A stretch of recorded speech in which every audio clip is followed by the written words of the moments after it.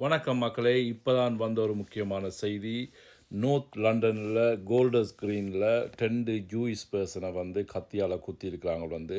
இந்த கத்தி குத்தால் அந்த 2 பேரும் படுகாயம் சீரியஸ்லி இன்ஜர்டாக இருக்கிறாங்க.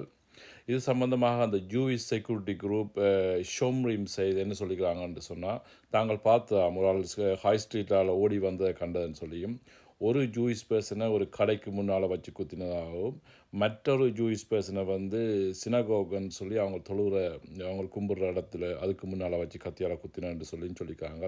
அதுக்கு பிறகு தாங்கள் போலீஸை கால் பண்ணி போலீஸ் டிஷர்ட் அந்த இதை யூஸ் பண்ணி அந்த ஆளை அரெஸ்ட் பண்ண படத்தை தான் நீங்கள் மேலே பார்க்குறீங்க.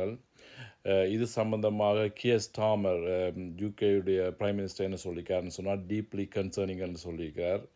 ஸோ இது சம்பந்தமாக இப்படியான சம்பவங்கள் பெரிய அளவில் யூகேயில் நடந்து கொண்டு இருக்குது. இந்த இஸ்ரேல்ன்ற தாக்குதல்கள், காசா, அதை விட அங்கால லெபனான், ஈரான், இந்த தாக்குதல்கள், இந்த போர் தான் இதுகளுக்கான முக்கிய காரணியாக பார்க்கப்படுது.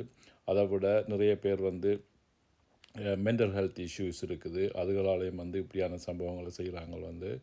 ஸோ இதுதான் அந்த முக்கியமான செய்தி. அடுத்த செய்தியில் சந்திப்போம். நன்றி, வணக்கம்.